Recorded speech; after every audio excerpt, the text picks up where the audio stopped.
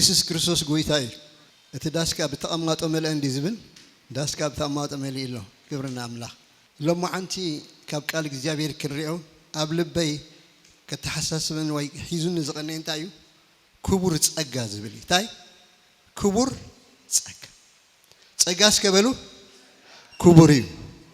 ጸጋ ክቡር እዩ ስለዚህ ብዛዕባ ክብርና ጸጋ ኢና ንርኢ ኢየሱስ ጎይታይ በታ ማሕርኛ ተቃል ከዝረብ ከላስ የጸጋው ክብር እንዲመሰገን ትብል ዳም የድፈቷ ንውዳሴ ክብሪ ጸጉ እግዚአብሔር ብምንታይ ይመስገን ብጸጉ ይመስገን አሜን ዶ ብምንታይ ይመስገን ብጸጉ ሰላ ጸጋ ድሕና ሰላ ጸጋ ንነብር ሰላ ጸጋ ጸሎትና ይስማዕ ኩሉ ነገር ብምንታይ ይሰልጠና ብጸጋ ስለዚህ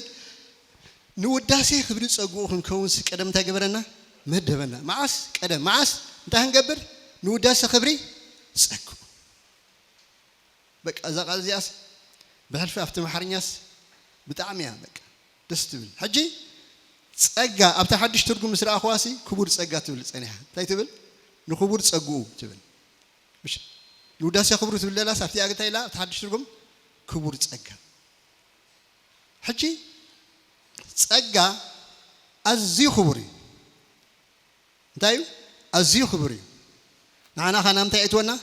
ናብ ክብሪ ዘእትወና ሕጊ ናብ ክብሪ እትወን እንኳን ሰብ ምክንያቱ ሕጊ ናብ ክብሪ ከም ዘይእትወ ባዕልና ኣብ መጽሓፍ ቅዱስ መወከስ ስለና ሙሴ ኸማ እንታይ ገበር ነይሩ ይፈርህን የንበድብድን ነይሩ ኣይኮነ ስለዚህ ጸጋ ግና ዋላ ናብ መቅደስ ክንኣቱ ሓይል ለና ምሽዶ ባይዞ ወይ ትዘሐጉስ ነገር ዝፋን አምላኽ ብምንታይ ተሰሪሑ ብጸጋ ስለዚህ ኣብቲ ዝፋን አምላኽ እንታይ የለን ፍርዲ ዝበሃል የለን ምክንያቱ ኣብቲ ዝፋን አምላኽ ዝፋን እንታይ እዩ ዝፋን ጸጋ ብትብዓትካ እንታይ ዝገብረካ ዘቕርበካ እዩ ናብቲ ዝፋን ጸጋስ እንታይ ኢሉ ብትብዓት መቕረብ ኢሉ ዕብራውያን ምዕራፍ 2:14 እንታይ ኢሉ ንረድኤትና ዝኸውን ጸጋ ክንቅበል ጸጋ ንቕበል ኣይኮነን ነምፀድ ይኮነስ ንቕበሎ እዩ ኣበከና ንቕበሎ ኣብቲ ዝፋን ጸጋ እግዚአብሔር እንተዳ ዝፋኑ ብጸጋ ሰሪሕዋስ ክንደይ ጸጋ እዩ ዘለዎ ማለት እዩ ስለዚህ ኣብቲ አምላኽ ዘለዎ ቦታ መስከድካስ ቁጣዕ ኣይትርእን ኢኻ ቁጣዕ ኣሎ ድዩ ቁጣዕ እኳ ምስ ሕጊ እዩ ምሽ ዶ መፅኡ ቁጣዕ ምሳይ መፅኡ ብስራዕ ሓጢኣት ተወሲኹ ምሽ ዶ ሕጊኻ ቁጣዕ እየ ዘምፅእ ኢልዎ ስለዚህ ዝፋን አምላኽ ዝፋን ጸጋ እዩ ኣይኮነን ኣብቲ ዝፋን አምላኽ ተኸይድካሲ እቲ ዝፋኑ ብጸጋ ተሰርሐ እዩ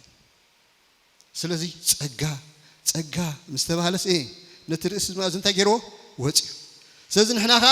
ካብ ምልኣቱ ጸጋ ኣብ ልዕሊ ጸጋ ኣብ ልዕሊ ጸጋ እንተዳ ሓጢኣት በዚሑሲ እንታይ በዝሕ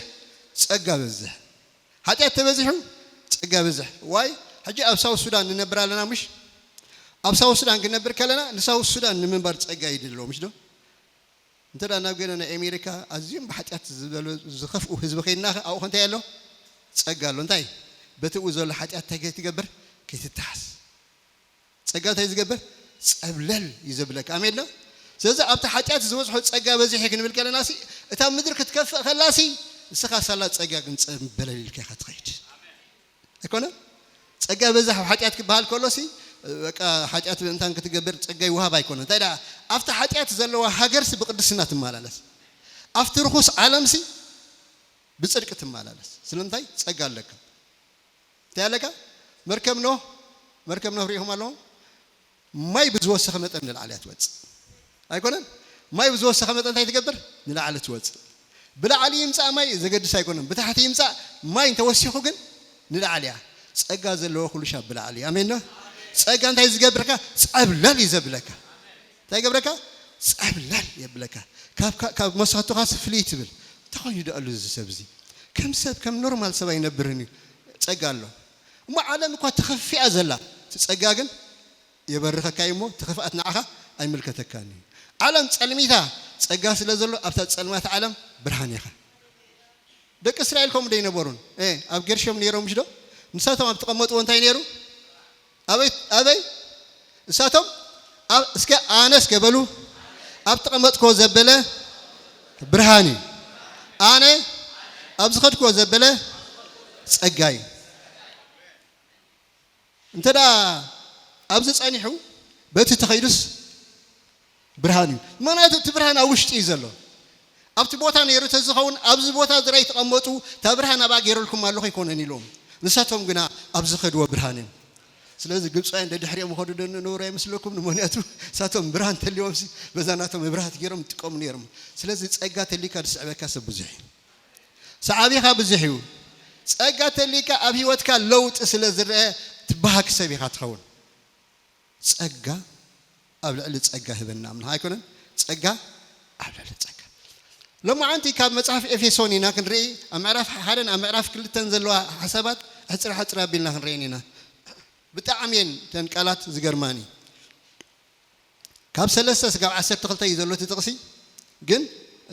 ببحاده كنرينا أب سمايات كنبارخ مخنيات زخوننا ጸጋይ እንታ كنبارخ أب سمايات كنبارخ مخنيات زخوننا منتايو ጸጋይ ስለዚህ أب سمايات كنبارخ ጸጋይ أب سمايات تباريخنا زلنا منتايو ጸጋይ مخنيات أب سمايات نحنا كنبارخ يقبأنا دي تدايلنا فصيمنا እዞም ደቂ እስራኤል ኣብ ምድሪ ክመላለሱ ከለው በረኸቶም ኣምታይ ነይሩ ኣብዚ ምድሪ ምክንያቱ ተስፋኦም እንታይ ከነዓን እያ ኣይኮነን ሕጂ እንተዳ ተሳዒሮም ከነዓን ከይበፅሑ እዮም ተርፉ ምሽ ዶ ተተዓዊቶም ኣበይ ይበፅሑ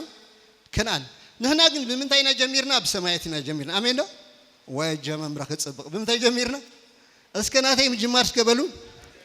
ብሰማይ እዩ ብምንታይ ጀሚርና بسماي منات أب سمايات بكريستوس كريستوس تايجبرنا باريخنا بركتنا خابي جميرو كاب سماي يزندب مالتي أمين ده إجابير كان حتاتن صار كانن تايجبر صحيح يبرأ زنابك يزندب نحن بالعالس لزهونه زي ملكتنا نجاريل كلنا عنا ملكتنا أمين ده بالعالس تهوين سايس حتكاني أمين ده بالعالس تهوين سايجبر كاني أيش حتكاني راي كاب كريستوس تفليقات تصنيح كاين سحتك تحت صلال حقه تاتيخه الملكه كاني كاب تحت صلال حقه توصيها اب تحت متى يتخون اب تحت تصق كلتيهم بحد يكودن سلازي እንዳይ ዝብለሎ እቲ በመንፈሳዊ በረከት ዘበለ በክርስቶስ ገይሩ ኣብ ሰማያት ዝባረከና አምላኽ በጎይታና ኢየሱስ ክርስቶስ ብሩክ ይሁን ይሎ በክርስቶስ ጸጋ ምን ስለሆነ ክርስቶስ ስለሆነ በክርስቶስ ገይሩ አበይ ባሪሁና أب سماي أناس قبلوا عندنا أب سمايات بكريستوس تباريخه عندنا تباريخه كتب بارخ يتسبب سخان تهون كها تباريخ كايها بكريستوس أوريدي تهون كها كم مدحنا على بركة الله كم مدحنا على بركة الله تباريخ كايها أبيك تباريخ أب سمايات سلذ أب سمايات بزعبة خان تاي تصحيح في ذلو استبارخه درا تخلايلس استبارخه تخلاي سايمون كلهم شمكوا تقولون تاي استبارخه قدمي تزلو كمتي كريستوس يسوع كريستوس نبيلكم ها استبارخ منات أب سماي درا تباريخ كا أمدرو كان يزرق مكان زقل ولا حد حيلي يلا إسرائيل وينسي تسفاس لزلوهم أيقونه نبل عم تايلو كي ترجم يلو منات بزي مرقي بركة أبراهام الله آمين سلزي نعون ترى أرجم كي صحيح ترجم تبارك كيها صحيح تبارك سلزي كم رجمين تاي سلت مبركوا حيش أيقونه سلزي السخاء جن كتبارك كلها أب سمايات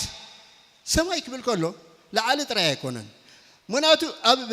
نهمية شعات شدشتن تايلو سمايات يزبال آمين ده أو زلوا كلون تاي دقبركا زفتر كاين مش ده حجي فترة كله بزعبة خفلت إمالتي يفلت دي مناطق تاي ملاختي نتزرقكم وكريس تاي قبرو ينافق مش ده ثم أنا زقل يقولون ملاختي سنتنا هنا تاي قبرو نتسقى يبهقوا ملاختي مسودعو ننسح عدلا يرخبون نحن قلنا زرع أبراهام على العالم نملاختي العالم نحن قلنا ترى عيلنا سلذ السماي بزعبانا خزارب كله بزعبانا بزعات تاريخ وتنا كوسو دخوسته يكون دزارب بزعبانا خزارب كله بزعبات توهابنا تسقى دزارب أمين له سلذ نحن أب سمايات بكريستوس يسوع تباركنا هنا بكريستوس يستوينا هنا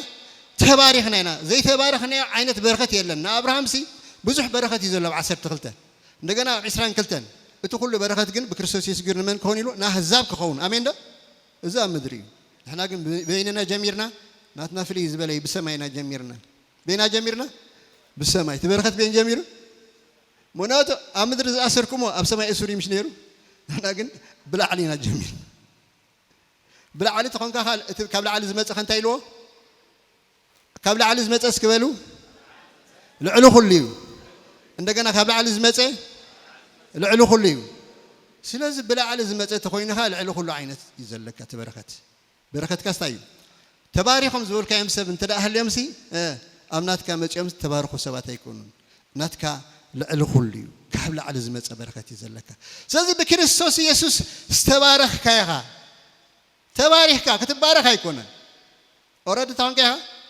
تبارك كل شيء بحنتك على هنا استوعب لنا نحن بكريستوس تباركنا خن بالكلنا قدام أي كورنثوس معرف كل شيء عسر تخلت تقصي استوعب له كم أملاك استوهبنا كنفلت منفس أملاك بر منفس عالم أي تقبلنا هجي كم أملاك زوهبنا ريل توهبنا أورد تبارك يا أخي أي فلت كأنت هونك أي فلت كأني تقول دايم برت هونك يا أخي تبارك يا أخي بس فلت كأنت تتكلم يا أخي تخون أمين ده سلازم مصحف قدسنا زحايا للسبكة أنت كم زبل فترة أي تفلت أن ديهم دبل تقصي أم ببوا بتعمل بوزح يزل شجرنا شجر فلت أتيمبر شجر بركة أيكون أوريدي أبسماي تخوين هنا بكريستوس يسوع تباركنا هنا بمنينا خا تباركنا ذلنا بمغنياتنا ده يكونس بمغنيات كريستوسنا تباركنا بمغنيات من بمغنيات كريستوس ترى تبارك كا تباركت ندايو وحسن أزيع كبرني مالتي سلازم كبر تسجى يزلك بكريستوس يسوع أبسماي تاجر كا استبارك كا ماليسقى قدم مسرات عالم كان تخوين كا تحريق يا خادمة إذا أنتايو تسجى كتحرق قدم مسرات عالمي نير كاريخا أبزين بركة تحريقة أبي أنا سكبلو أبزين بركوه يتحرق أبزين بركة محرش تاي مالتي قدم مسرات عالم قدم الزمانات عالم نبلا يجي قلت صداي قدم الزمانات عالم أنتي تراي أخلا يكونن قدم مسرات عالم قدم الزمانات عالم كا زمانات عالم زبهار كيمة عالم كي تمسرتت كلاس السخاء تباريخ كيخا أمين لو السخاء ما تغير كيخا تحريخ كيخا محراينا حجنا متأيكونن أورد أنت وين هنا تحرينا كريست الناسي أعرفتي دي جمر أبي جمر مقامات دي جمر مش لا شو أخا دوم بال شو أخا أنتي من مللاسيو كريستنا بمتى جمر مس كريستوس أعمتنا بمقامات خات جمر بمحرايا خات جمر كتحري الكات لعل أنت حاتن تقولوا نجر السخاء بكريستوس يستحري خيها تحري خيها معاشي خات تحري خيها قدمي مسرات عالمي خات تحري خيها فوق 4 رايوا كنتي بفقري أو كرمي قدسانون منكب زي بلوم من تنكون كرمي مسرات عالم بقو زحرينا بقو تحرينا معاش كرمي مسرات عالم تحرينا عالم كيت مسرتت كلا السخا خيل لها تحريخها سلازي تحريخها تاني كان بر حجة تحرسها بايكون كان سلازي يحردوا يحرن دبل سكفتا أي هاللها السخا تحريخها أنا سكبلو عاوين أنا كرمي مسرات عالم تحري سقات دبان يبل كان سقات يحردوا هون يحرن زبال سيلن تا أوردنا هون كها كانوا مسرات عالم إذا خان تايو تسقى تاي مالتي السخاء أبزي وعال كله السخاء أبزي وعال كله استحريها السخاء كملك أنت كي ترى أخا دك إسرائيل كاب جبت خلو نستوعب نفسه كيف سب أبجزو حدا جنش لا يدالو تبايلو تم جزء 10 تقل شوعات تريم شمون تنتهي يدالو حدا جنشن مسدالو تدالو بقي عقن بمن زمرمر بتكهن ماتين تبقي أنت جبره إسران حدا ملك على واحد بقع بهالسب إسران حدا نجار يزحلفه إسران حدا نجار ريوز بقي بقع أنت رايلوهم لمسواتهم بقع تزي كوينها غيري مش ده سلازو قيام فريساويان أبي بيت مارس نتاج جور نيرم أباقي أنا أتعلم تقربون نيرم سلمتي حرينا لكم ولا ناخذكم كفت جزء مالتي هجي إذا بقي إذا تحارين له أفتح جزاك الناس يدرب يتالو 10 تقلت مش ده أتمنى أخماتي قذف كله دم نايمين يترخي له أفدقة دم نايتي بقي مش ده بايزاوي إتكهنزي نتهم سبات أوش زلوري مرميروس ولا نتبقي مرميروه لماني مرميروه عويلكم سلازم سواد حينهم زلوا ببقعتهم تبقي ስለዚህ ምንባር ክትሕረ አይገድስኒ ክርስቶስ ተመልሚሊ አሜን ዳ ክርስቶስ ኣብ ሰማይ እንታይ ኮይኑ ተመልሚሊ ስለዚህ ስኻ ክርስቶስ ስለ ዘለካ ኢኻ ታሪኻ እምበር ምክንያት ማህሪኻ ስኻ ይኮንካን ስለዚህ ትኻ ንዓኻ ክሪአካ ካብ ዘየድልዮ ኣቦኻ ንዓኻ ይሪአካኒ ብክርስቶስ ገይሩ ስለ ዝረአየካ ኢኻ አሜን ዳ ስለዚህ ኣመምዘን ከእትውኹም ተዳደልዮም ኖ እቲ በጊዕ እንታይ ተገበረን ኣይተመርመረን ኖ እቲ ስድራ ቤት ኣይተመርመረን እቲ በጊዕ ተመርሚሩ ሕጂ ንዓይ ክትምርምረና ኣይትምፃእ ንክርስቶስ ከይድካ መርምሮ ክርስቶስ ብቑዑ ኣታ ክርስቶስ ብቑዑ ክርስቶስ ብቑዑ ሓደ ግዜ ሓደ ነገር ክነግረኩም እዩ ሓደ ሓዋብ ካምፓላ ረኺብንሲ ስማዕ ኢልን ኣብ ውሽጥኻ ዲናሚስ ዝኾነ ሓይሊ ኣምላኽ ኣብ ውሽጥኻ ኣሎ ኢልን ሽግርካ ግን ብለካ ኣሎ መንፈስ ቅዱስ ርእስኻ ኢልን ኣበይ ሽግርካ ኣብ ርእስኻ ሽግርና ኣበይ ዘ ኣብሲ ስለምንታይ ነቲ መንፈሳዊ ዓለም ክንበፅሖ ኣይከኣልና ርእስና ፀቢቡ ከመይ ኢለ ሽዑ በቃ ብጣዕሚ ሓሲበ ሽዑ ኣብ ጎደና እንዳኸድክ ከለኹስ ከመይ ደኣሉ እዚ ነገር ዳልኩ ከለኹስ ሽግርካ ዶ ክነግረካ ኢልኒ እወ ኢልኒ ምስ ኣምላኽ ኢና ንዛረብ ዘለና ኢየሱስ ክርስቶስ ሰባት መን ይብሉኒ ኢሉ ገሊኦም ዮሐንስ መጥምቕ ብናቶም ደረጃ እንታይ ማለት እዩ ዓብይ ሰብ እዩ ምሽ ዶ ኤርምያስ እዚ እውን እንታይ እዩ ዓብይ ኢሳያስ ኤልያስከ ዓብይ እቶም ዓበይቲ ዝበሃሉ ተጠቂሶም ሲ ግን ክርስቶስ ኣይመጠንዎን ኣሜን ዶ ስለዚ እዚ ዝመፅእ መለክዕ ንዓኻ እንታይ ገብረካኒ ኣይልክዓካኒ እዩ ሽዑ ኢየሱስ ክርስቶስ እስኻትኩም ምን ትብሉ እንተብሎስ ጴጥሮስ ከዓ ንስኻ ክርስቶስ ወዲ ሕያው ኣምላኽ ኢኻ እዚ ናይ ሰማይ ኣቦይ እምበር ስጋን ደምን ኣይገለፀልካን እሞ ብፅኢኻ ኢልዎ ሰው ተበልክዎስ እስኻ ከዓ ኢልኒ ብመስፈር ሰባት ክትስፈርሲ ሂወትካ ሚዛን ሰባት ኣቐሚጥከያ ብቑዕ ተዳኢ ለምኻ ብቑዕ ትብል ኣይኮንካ ተዳኢ ለምኻ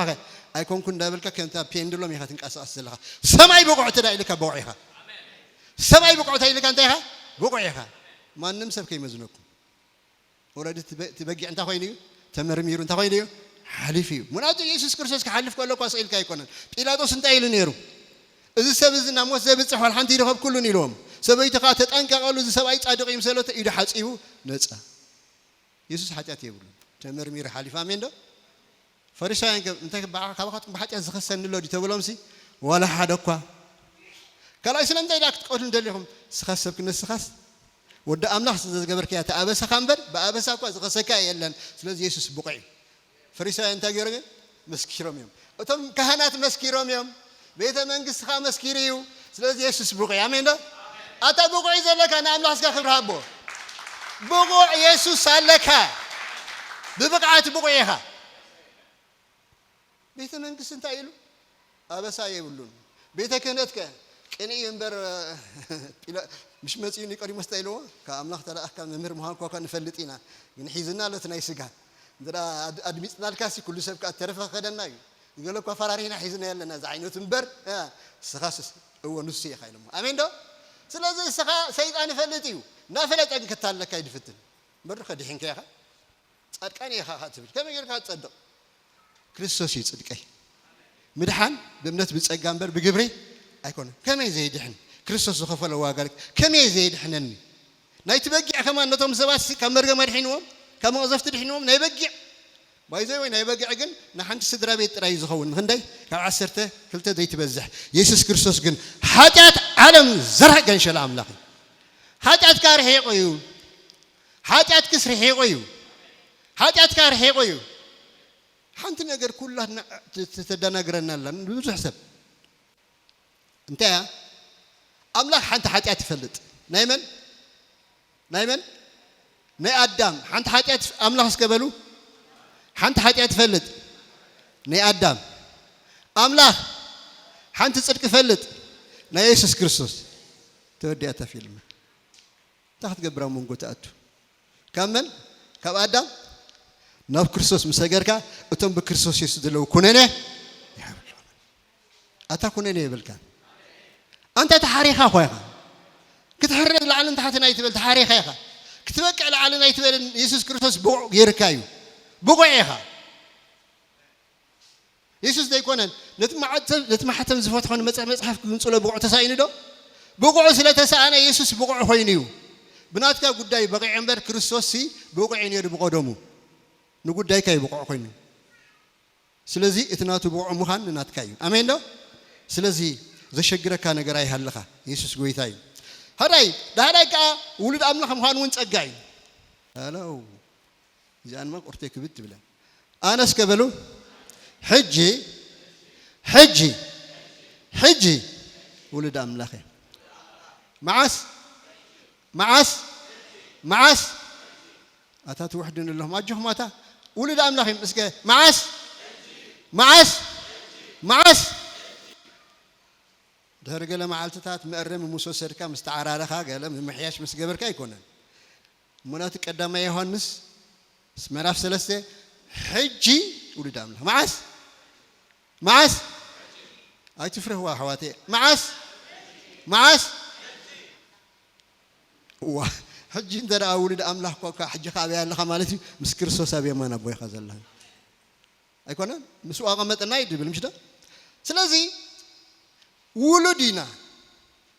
فده هم مشتتايلو بتفكر بوز صغونا لوداسه كبر صغو بفتاو فقادو بيسوس كريستوس ولد كنكونو قدمد تاريخا قدم مسرات عالم ولد كون قالو معاس قدم سكبلو انا بلو ولد كونكو قدمي معاس قدم محراي قدم قدم مسرات عالم ولد مخانكا قدم مناتو انتي زبللو تقال بتفكر بوز صغونا نوداسه كبر صغو نمنتاي نوداسه كبر صغو نحنا كنوداس ديكون صغو خودس بفتاو فقادوخا تجديدي يكونن بيسوس كريستوس نروسو ولد كنكونو قدم نديبنا اسخا ولد خونكا قدم يخا حجي كونكان قدم يخا تمديبكا ስለዚህ እግዚአብሔር በግዚው እንታይ ገልጸፈት ይላ ውልድ ገይርካምበር እግዚአብሔር ግን አይቀደም ምኹሪኻ ስለዚህ ስኻ ውልድ ይኻ ውልድነትካ ከየለኻ ስለዝኾነ እስኻ ተወስኸሉ ተግድሎ ነገር አይኮነን እሱ ጥራይ ዲዩ እሱ ጥራይውን አይኮነን አታዝና ኤፌሶን ጻፋ የሐዋርያ ጳውሎስ ምስጢር እቲ ነቲ መጽሐፍ ምሰንበብኩሞስ ብዛዕባ ምስጢር ክርስቶስ ዘለና ዑንቀታ ክትገብሩ ይኽሚው ክትፈልጡ ኸምሽሉ እሞ ዝበለ ምስጢር ተዛሪቡ ዘሎ እንታይ ተዛሪቡ ሎ ሕድገት ኃጢአት ከአስ ጸጋይ እንታይ ሕድገት ኃጢአት ከጸጋ ኣብ ሰማያት ምብራኽ ጸጋ ምሕራይ ብጸጋ ኣይኮነን ውልድነት ብጸጋ ሕድገት ኃጢአት ብጸጋ ብደሙ ምድሓን ማለት ከምቲ ሃብቲ ጸጉ ከምታይ ሕድገት ኃጢአት ካብቲ ሃብቲ ጸጋ ሕድገት ኃጢአት መጽልካ ካብ ምትእረም ጠባይካ ኣይኮነን ካብቲ ሃብቲ ጸጉ ሕድገት ኃጢአት ማለት እኮ بايزو حاتيات نقولاتنا أب حدا جزء حاتيات تحديقنا مش ده كسب كندي تقبلنا ناي تقبلنا يعني تجوزي فلالة نقول تاخد قبل كلا خير خاطر أتوامبر مع عسي توديو كلام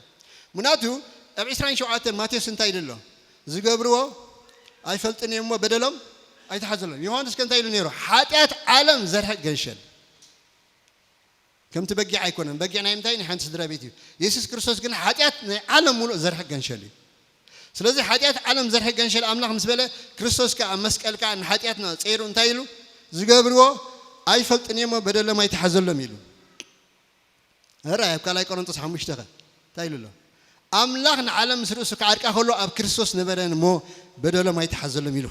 ቃል አርቂ አንበረ ከቲሙ ማለት ካ አይጎነ ቃል አርቅ እንታይ ገሩ ከቲሙ በቃ ተፈረመዩ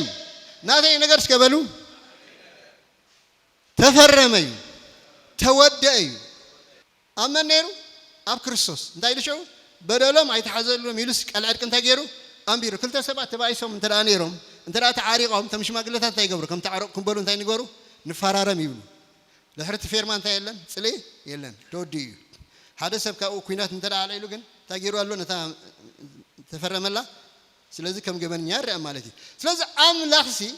ፈሪሙላ ታይልዩ ቃል አርቂ አምቢሩ እግዚአብሔር ናይ አርቂ ቃል ስታገሪዩ አቀሚጥዩ አመን ኮይኑ አብ ክርስቶስ ኮይኑ ስለዚህ ነህና ሕድገት ኃጢአት አለና ነህና እንታይ አለና ሕድገት ኃጢአት እቲ ሕድገት ኃጢአት ከአሲ ድገርሞኩም ሲ ከምቲ ሃብቲ ጸጉዩ ከምታይ ከምቲ ሃብቲ ጸጉ ስለምንታይ afta ኃጢአት ዝበጽሑ እንታይ ይገብር ጸጋ ይዓዝ ስለዝኾነ እስኻ ዝደለኻ ኃጢአት ተሃለካ ጸጋ ምስ መጸስ እንታይ ይኮነን ትርጉም ዘሎ አይኮነን ጸጋ ኣብ ልዕሊ ኃጢአት እንታይ ይገብር ጸብለል ዝብል ሃራይ ካል ዝገርም ይዘለው ኤፌሶን ምስጢር ፈቃዱ ክንፈልጥ ውን ጸጋዩ እንታይ እንገብር ምስጢር ፈቃዱ ክንፈልጥ ካንታይ እዚ ጸጋዩ ዋ ከምቲ ብኡ ዝመደቦ ስምረቱ ነቲ ምስጢር ፈቃዱ እንዳፍለጠና ነቲ ናይ ዘመናት ናይ ምልአት ዘመናት መጋቢነት ኣብ ሰማይ ዘሎን ኣብ ምድሪ ዘሎን ኣብ ክርስቶስ ምእንቲ ክትቅለል ብኩሉ ጥበብን ብኩሉ ኣእምሮን ነቲ ጸጉ ኣባና እንታይ ገበሮ ኣውሓዞ ቀደም መዝሙር ነይራ وحازي ጸጋ ኣለኒ وحازي ጸጋ ኣለኒ وحازي ጸጋ ኣብ ልበይ وحازي ጸጋ ኣለኒ وحازي ጸጋ ኣለኒ وحازي ጸጋ ኣብ ልበይ ስለዚ وحازي ጸጋ ኣውሓዞ ማለት ሲ ጥብ አይበሉን አሜን ዶ ስለዚህ ካብቲ ኃጢአት ጸብለ ዝብል እንታዩ ጸጋይ አው ሐዞ ምስጢር ፈቃዱ ክንፈልጥ ካዝ እንታዩ ጸጋዩ ኢየሱስ ክርስቶስ ወደ አምላኽ ዋ ኩሉ ነገር እኮ ተገብረ ነገር ንዓናስ ተገብረ ዘበለ እንታዩ ጸጋዩ ኢየሱስ ክርስቶስ ጎይታዩ ልትፍክል ክበን ምስ ክርስቶስ ሕያዋን ክንከውን ከንታይ እዚ ጸጋ ምስ ክርስቶስ እንታይ ገይሩና ሕያዋን ገይሩና አፍታ 4 ሲ ግናኸ እቲ ብምሕረት ሃብታም ዝኾነ አምላኽ ምእንትታ በአዘፍ ቀረና ዓባይ ፍቅሩ ምዕራፍ 2 ይትኸደ ዘለኹ ንሕና በበደልና ምውታት ከለናስ ምስ ክርስቶስ ሕያዋን ገበረና ብጸጋ ይኹም ዝልሐኩም ምስ ክርስቶስ በበደልና እንታይና ነርና ምውታት ብናህና ምክንያት እንታይና ነርና ምውታት ሕጂ ግን በክርስቶስ እንታይ ኮይናይና ሕያዋን እስከ ማለት አይመት ህይወት ዘለዎም መንፈስና በምክንያት ኃጢአት አዳም ሞት ነሩ ለክርስቶስ ኢየሱስ መስተቀበልና ዳግም መስተወለድና እንታይ ኮይና ሕያዋን እንታይ ማለት ህልዋት ማለት ህልዋት ኮይኖም ካ ነቲ መንፈሳዊ ዓለም እንታይ ድገብሮ ዘስተማቅርዎ ነቲ መንፈሳዊ ዓለም ዝርድእዎ ማለት ሕያዋንና ነናስ ሕያዋንና ሙታት አይኮናን ስለዚህ ኢየሱስ ክርስቶስ ንሙታት እንታይ ይቆሮም ሙታት ይቆሮም እንደይሉ ነና ግን ምስኦም አይኮናን ንስኻ ምስኦም አይኮንካን ንስኻ ነቶም ሞት ዝዕጅቡ ሬሳ ዝዕጅቡ ምስኦም አይኮንካን ንስኻ ንሙታት ማንም ዝቀብሮ ሙታት ከመም እስኻ ግን ነቲ ዝሞተ ህይወት ይኻ ዝንበር ንሙት አይተቀብርን ይኻ ንሞት እንታይ ህይወት ክርስቶስ ስለዘለካ ንሙት እንታይ ትገብሮ ህይወት ምናና ነና ማዛዝ ክርስቶስ እንዲና ካብ ሞት ናብ ሞት ካብ ህይወት ካ ናብ ህይወት ያና ነሳግር ህይወት ክርስቶስ አባካሉ ሕያዋን ኮይና እቲ ህይወት ዝሃበናኻ ናይ ክርስቶስ ህይወት ኢየሱስ ጎይታይ ስለዚህ ካለኻ ድሕና ድማይና ድሕና ምድሓናውን ጸጋዩ ምድሓናኻ ጸጋዩ ስለዚህ እቲ ጸጋ ክቡር ይኽንብል ከለናሲ ስቀይዲ ዝኾነ ነገር አይኮነን ብዙሕ ነገር ዝሓዘዩ ንሓደ ነገር እኳ ክቡር ይክትብሎ ተኾንካ ዋግኡ ክቡር ይምሽደ ዲያመንድ ታዩ ክቡር ወርቂ 21 ካራተን 18 ካራተን በበይኒ ይምሽደ 28 እንዳወሰኸ ኸይድ ስለምታይ بمتن كبرته واقون تايجبر يوسخ سلازي ጸጋ ክቡር እዩ ክቡር ህይወት ተኸፊል ልዩ ህይወት ክርስቶስ አይኮነን ስለዚህ ጸጋ ክቡር እዩ ክቡር ጸጋይና ተቀቢልና ዘለና ታይና ተቀቢልና ዘለና ክቡር ዝኾነ ጸጋ አምላኽ አኽቢርናስ ነቲ ክቡር ጸጉ ይህብና ሓደ ሰብ ቆድ ህበካ ጊፍት ኣብ ግምት ይኻጠቶምሽ ሰበቃ ደዊልካን በቴሌፎን ርሕቆን አታኹስተኳ ከምዚ ይህብኒ ተዛሃበኒ ንብረትኳ ዋጋ كندزيا أورجينالها يلقاس تاي تجبر عمبرة تجبر أنت خوينا واقع أنت تزارب كياها أتا خمسة خالات كوي كونان واقع يزاربي مش ده كريستوس تجبر الكاخ يزاربي سق أيبلني تايب سق أحبلني من أدو نحنا هذا كوا خي مكحكاب جبري كونان بأمنات بتسأجيهم زدحانكم إذا خا وهبت أملاك إمبر كابخاتكم أي كونان كابانا زي كونان يتسأجا مالن تاي مالن يتكاسي حواس كالو بنصعت وهاوا ግን ካዋጋ استخفሎ ዘይግባካ መጎስ ማለት እዩ ስለዚህ በእምነት በጸጋ ይኹም ድሕንኩም ስለዚህ ድሕኑ ዲ ዝብለሎ ድሕኑ ይኹም ደይሉ በጸጋ በእምነት ይኹም ታይገርኩም ድሕነስ ከበሉ አነ በእምነት በጸጋ ድሕነ ድሕነተይ ውሕስዩ ኣብ ግብረይ ደይኮነስ ኣብ ጸጋ አምላኽ ስለዝኾነ ጸጋ አምላኽ ተገሊጹ ንኹሉ ሰብ እንታይ ኣምፂኡ ምድሓን እንታይ ኣምፂኡ ጸጋ ኾይ ምድሓን ኣምፂኡ ግብርና ኣይኮነን ጽቡቕ ኣካይዳና ኣይኮነን ዕሽርና ኣይኮነን ሞባና ኣይኮነን ጸጋ ኣምላኽ ተገሊጹ ኢየሱስ ተገሊጹ እንታይ ኣምፂኡ ንኹሉ ሰብ ዝኸውን ምድሓን ኣምፂኡ ንኹሉ ሰብ ዝኸውን ሓጎስ ከዓ የበስረኩም ኣለኹ ክርስቶስ ጎይታ ኣብ ዓዲ ዳዊት ተገይሩልኩም ኣሎ ተወሊዱልኩም ኣሎ ኢሉ ሃሌሉያ ሕጂ ብጸጋ ድሒና ብጸጋኻ ኣብ ሰማያት ተቐሚጥና ተባሪኽና ኢና ምሽ ነርና ኣብ መወዳእታና ቤት ተቐሚጥና ኣብ ሰማያት ኣነስ ከበሉ ሕጂ ኣብ ሰማያት ምስ ክርስቶስ ተቐሚጠ ኣለኹ ስለዚ ሰይጣን ክኸሰኒ ኣይክእልኒ ክኸሰካ ማለት እኳ ሞገስ ከይትረክብ ከይትሳገር እዩ ትኽልክለካ ምሽ ዶ ሕጂ ሰይጣን መፂሲ ብዛዕባ መን ኢኻ መፂኻ ዘለኻ ብዛዕባ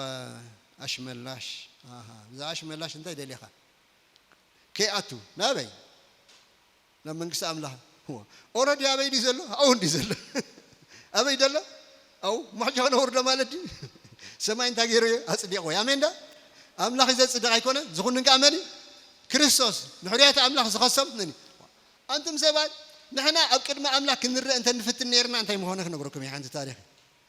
ንሕና ኣብ ቅድሚ ኣምላኽ ክንርአ እንተ ንፍትን ክርስቶስ እዩ ዝረአየልና ምሽ ንዓይስ ከበሉ ክርስቶስ እዩ ዝረአየለይ ስለዚ ኣነ ጻድቕ እየ ስለዚ ኣነ ቅዱስ እየ ስለዚ ኣነ ድሑን እየ ሓደ ሰብኣይ ሓደ ግዜ ንነፍስና ንረአያ ሓደ ግዜ ሓደ ሰብኣይ ሰበይቱ ጽብቕቲ ይኮነት እንታይ ኮነትን ጽብቕቲ ይኮነትን ጥራይ ደይኮነስ ዋላ ክፍእት ምዃና ከዓ ክፍእ ዝበለይ ነይሩ ማለት እዩ ሕጂ ተካል ገፃ ኢልዋ ሽዑ እታ ሰበይቲ ከምዚ ጌራ ተካል ጉንደስና ኢልዋ ሄለው ኢላ ኣሕዋቶ ተካል ፀጉራ ምስ በላስ ኣንቱም ጎይታይ ብምንታይ ዳኣለይ ክራየኩም ኢልዋ ኢላቶ እንታይ ኢላቶ ተካል ገፃ ኢልኩምኒ ተካል ጉንደስና ተካል ፀጉራ እንታይ ብምንታይ ክራየኩም ንሕና ከዓ በቃ ኣብ ቅድሚ ክርስቶስ ኣብ ቅድሚ ኣምላኽ እንታይ ኢና ተካል ገፆም ኮይና ነርና ክርስቶስ ግን ኣገሪምካ ክርስቶስ ግን ኣገሪምኪ ብርእስኻ ግን ዋላ ሓንቲ ዝረአ የለን ብርእስኻ ዋላ ሓንቲ ዝረአ የለን ምክንያቱ ምዉት ኮይኻ ነርካ ብመሰረቱ እንታይ ክትገብር ክትረአ ብበደልናን ብኣበሳና እንታይ ጌርና ካብ ምዉት ትርሕቕ ዲኻስ ዋላ ምዉት ዳኣ ኮሰቕሊ ሳይኮሎጂ ዘፍርሃካ ምሽ ዶ እንዳ ሬሳታት ተኣቲኻ ሳይ ትኸውን ትፈርህ ምሽ ዶ ንምዉት መቸም ምስ ምዉት ግዜ ድወስድ ምስ ምዉት ዝሰኣል ገለ ሪኢኹም ትፈልጡ ዲኹም ምዉት ማለት ካባኻ ከልጢፍካ ሰብ ምስ ሞተስ ትህወኾ ነገር ተልእ እንታይ ክትገብሩ ኢኻ ክትቀብሩ ኢኻ ስለዚ ኣብ ሰማይ ንሕናስ ከምኡ ኢና ነርና ባይ ዘ ወይ ናይ ሓኻይም ክትህሉ ትኽእሉ እንዲኹም ብናይ ሞያ ሕክምና ዝሞተ ሰብ እንታይ ይፅሓፈሉ ኣፍታ ናቱ ኤክስፓየር ይፅሓፈሉ እንታይ ማለት ካብ ስራሕ ወፃእ ንብረታት ኤክስፓየር ይፅሓፈሉ ትጉሕፍዎ ምሽ ስለዚ ሞይትካ ማለት ኤክስፓየር ኢኻ ማለት እኳ እዩ ስለዚ ብግብርናን ብኣበሳና እንታይ ነርና ኤክስፓየር ክርስቶስ እያው ጌርና እስከ ንኣምላክ ክብሪ ሃብዎ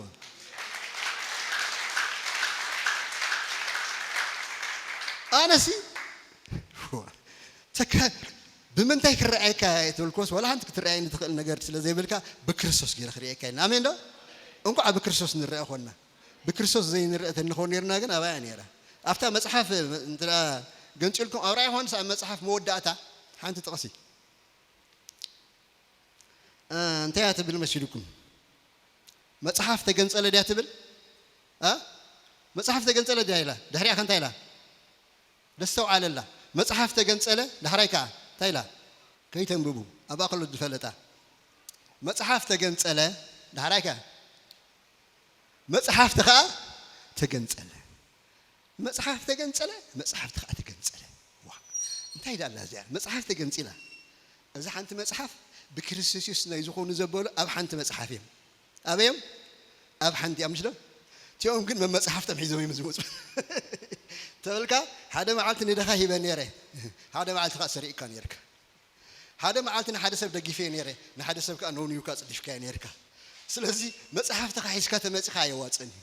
ኣብቲ ሓንቲ መፅሓፍ ግን ክርስቶስ ብምእማንካ ኢኻ ትምዝገን እስከ ንኣምላክ ክብሪ ሃብዎ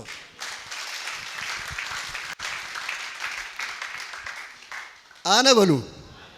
ኣብቲ ዓባይ መፅሓፍ ኣብታ ብክርስቶስ ኢየሱስ ብምእማን ጥራይ تمزقبلا مصحف أبا يتصحيف زلو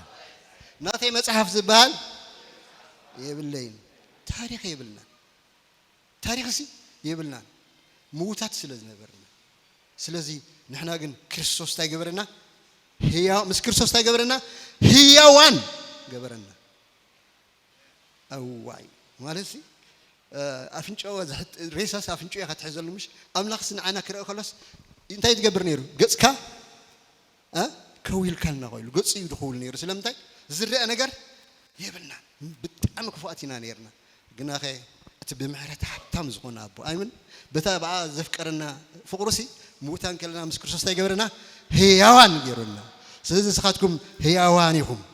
እስኻትኩም ህያዋን ይኹም ህያዋን ኮንኩም ጥራይ ደይኮነስ በቲ ብሉጽ ጸጉኻ ምስ ክርስቶስ ኣብ ሰማይ ካ ታገይርኩም ይኹም ተቀሚጥኩም ይኹም ስለዚህ ደይስከፍ ሰብተልየ ብዛ ዓለም ንሕና ኢና ዘይስከፍ ስለምንታይ ምድሪ ተተናወፀት ኣይንፈርህና ንኸይድ እንታይ ንገብር ንኸይድ ቀደምሲ እንታይ ይብሉ ነይሮም ፖለቲከኛታት ገለገለ ፖለቲከኛታት አዘረባኳ ክብት ብል እንዳ እንታይ ብዙሕ ግዜ ደኻታትሲ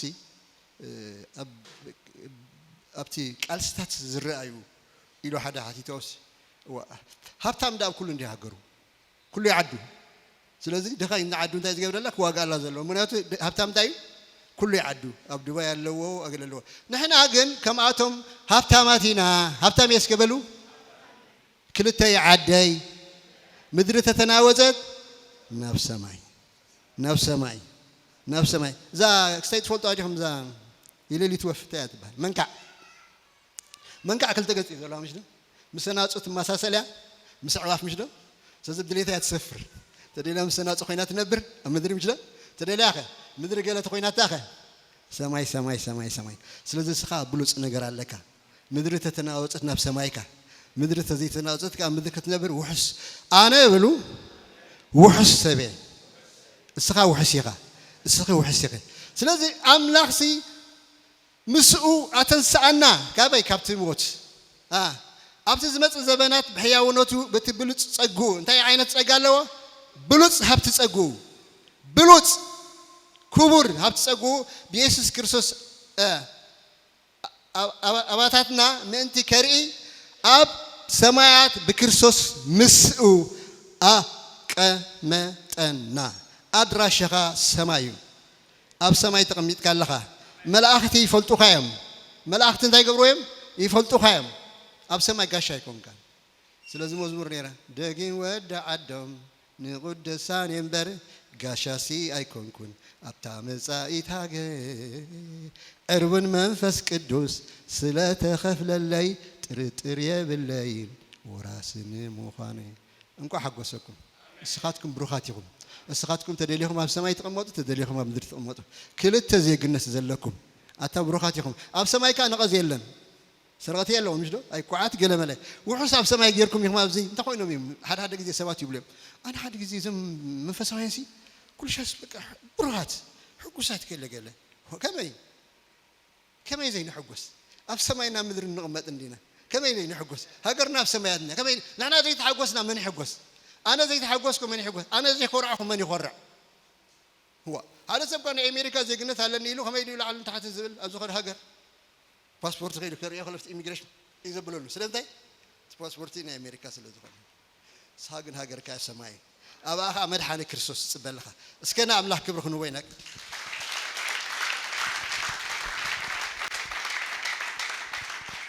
ሃሌሉያ ሃሌሉያ ስለዚ ንሕና እዚ ኩሉ በረኸት ዘለና ህዝቢ ኢና በረኸትና ከዘክረኩም የፀኒሐ እምበር ዘይትፈልጥዎ ነገር ኣይኮነ ክቡር ጸጋ እዩ ዘለኩም እንታይ ኣሎ ክቡር ዝኾነ ጸጋ ኣይኮነን ዕዙዝ ዝኾነ ጸጋ ብሉፅ ዝኾነ ጸጋ ኣዕዘዞ ኸ ኢሉ ብሉፅ እንዲ ክቡር እንዲ ኣባና እንታይ ገይርዎ ጸጋስ ኣዕዚዝዎ ኣብዚሕዎ ከምቲ ሃብቲ ይጸግኡ ኸ ኣምላኽካ ሃብቲ እንታይ ዘለዎ ሃብታም ብጸጋ እዩ ጸጋ ናይ ኣምላኽ ብዙሕ እዩ ዝፋኑ ከይተረፈ ስርሕሉ እዩ ስለዚ ንሕና ህይወትና ውሕስ እዩ ህይወትና እንታይ ውሕስ እዩ ሃገርና ኣብ ሰማያት እያ ዘላ ኣብኣኻ መድሓኒ ክርስቶስ ንፅበለና ኣታ ዘኸበረት ቃል ክነገረኩም ዶ ኢየሱስ መፅያ ክወስደኩም ምባሉ እዩ ተገርመኒ ኣታ ክንደይ ተኸብሩ ኢኹም ኣታ ክንደይ ተኸብሩ ኢኹም ኢየሱስ እንታይ ኢሉ ملاختس انتايلو كيدم صوم قال يبلا يكون انت دا مصيخا كوستكم مصيار حين الناس مصيخا كوسدناي كبر بخبري كويتا يبارككم سقاتكم بركاتكم اب صلاه منفس نكون